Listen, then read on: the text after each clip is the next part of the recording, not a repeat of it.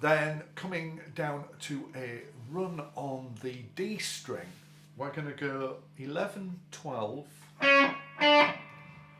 11s, 2 7s, all on the D string, so just that phrase again. So we've got 11, 12, 11, 11, 7, 7, and then 3 quick hits on 7. Coming down 5, 4, slip to 2, and then 3 hammers, 5 to 7 on the D. So that second half of this riff going. Then we're sliding up to an 11 and then adjusting it to be 12. So it's kind of a compound slide, not a technique you find very often. I suspect that J Mascis was actually trying to slide to 12, didn't quite get there and then fixed it. And it's one of my favourite bits about the solo. It's just him very quickly adjusting something that didn't quite work, and then suddenly we have an appoggiatura, so it suddenly resolves and feels great when it does. So that whole lick on the D string goes like this.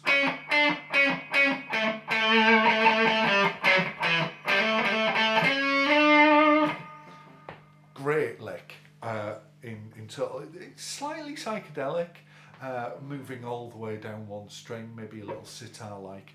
Maybe you've been listening to some 60s psychedelia, I don't know. But it's a really cool move, is that all on the D string. Then we've got our third oblique bend.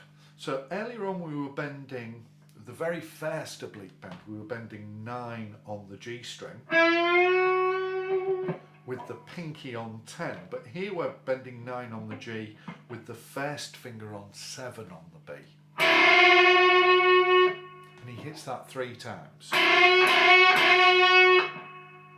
Then we're going to hammer 7 to 8 on the B string, then 10th fret on the top E, pulled off to the open. Whether he's fallen off the string or not, I don't know, but we definitely hear that. Then a slide 10 to 12, then a slide 12 to 15, repick twice. So putting all of that together,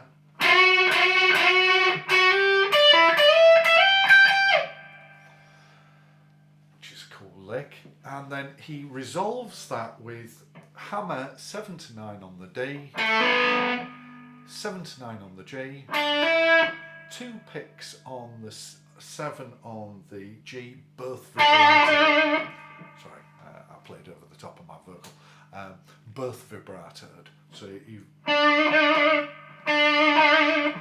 vibrato carries on, he just repicks the note. Like that.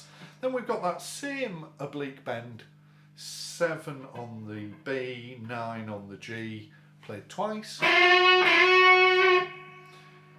Then we've got an 8th fret on the B, 2 pull-offs, 8 to 7, 8 to 7 on the B, then a little staccato run, 8, 10, 12, 10 on the top E, 2 bends, 12 on the top E. So that phrase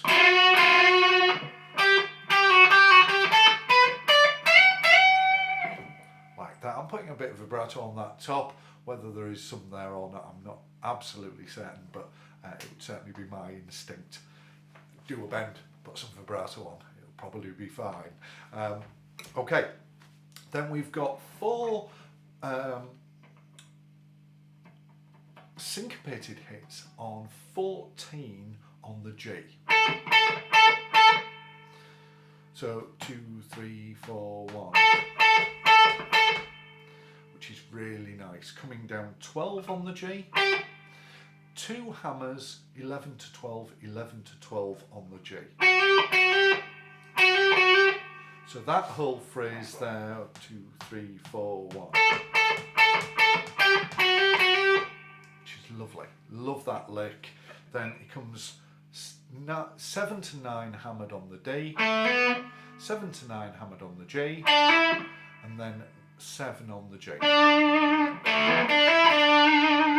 And as he hits that last note, he doesn't sustain it because he's shifting all the way up to 15 on the top E, 18 on the B, and then that as an oblique bend.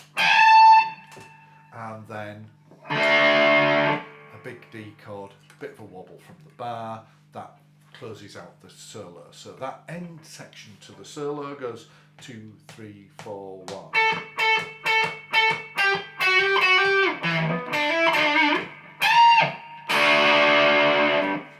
Like that, which is pretty cool. Anyway, that is one of my favourite solos of all time, Freak Scene Dinosaur Jr., J Mascis.